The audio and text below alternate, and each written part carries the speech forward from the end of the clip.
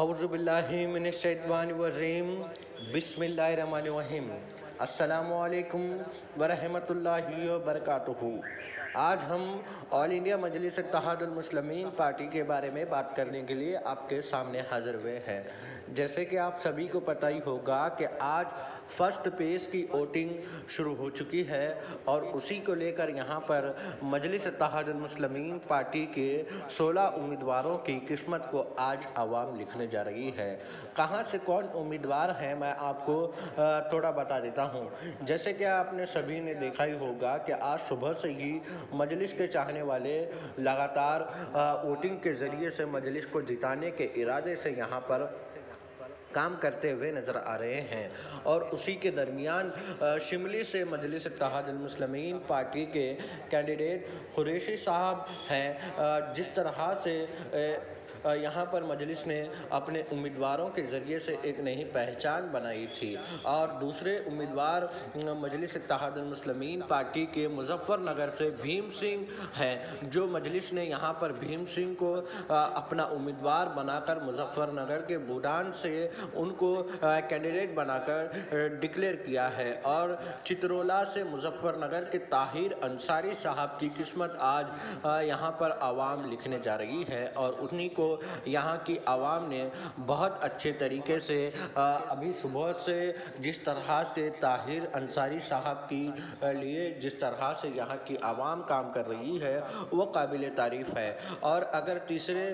number پر جس طرح سے طاہر انصاری صاحب کو لگاتار یہاں کی عوام صبح سے ہی ان کے حق میں ووٹ دے رہی ہے، اور چوتھے نمبر پر مظفر نگر کے انتصار انصاری صاحب جو مظفر نگر کے امیدوار ہیں، آج ان کی بھی قسمت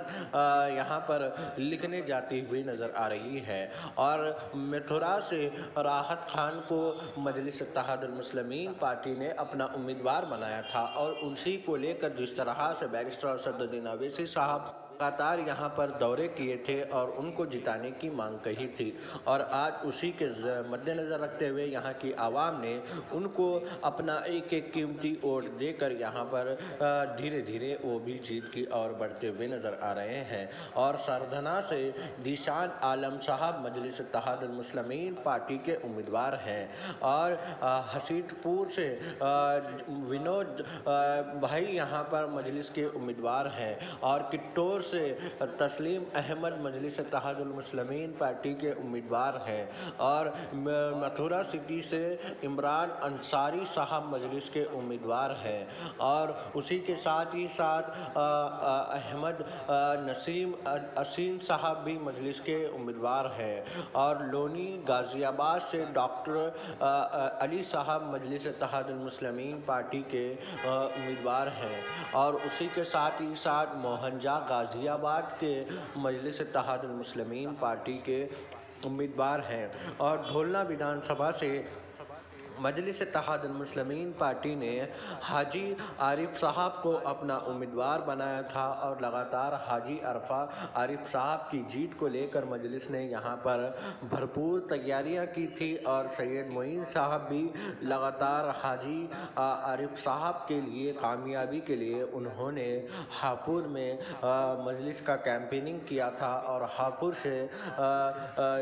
نمبر 14 پر فاروق چودھری صاحب جو ہاپور میں بہت بڑا نام رکھتے ہیں، اور ہاپور کی سٹی میں